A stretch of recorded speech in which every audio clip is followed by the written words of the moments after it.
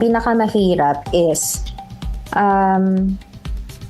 mag-offer sa mga tao and humanap ng mga tao magtitiwala na bumili sa'yo. So, unti-unti na build namin yung customer base namin dahil dun sa mga nagtiwalang mag-send ng payment sa amin kahit online store lang po kami.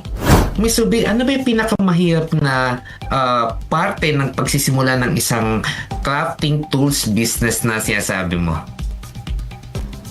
Pinakamahirap. Actually, siguro sa start, ang pinakamahirap is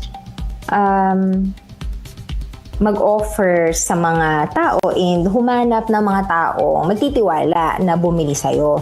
Kasi po, online business lang po kami nung nagsimula kami. Ngayon po, meron na po kaming physical store, pero 13 years ago, online na po. Wala pa pong Shopee noon. Facebook, dati nagbebenta kami sa Facebook. And before, ang uso pa noon, Sulit. Yun yung sulit.ph. Oo nga.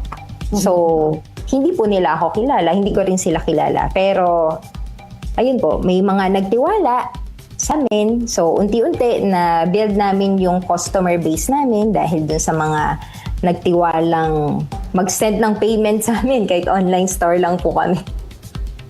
So, yun yung challenge nung nagsisimula po kami.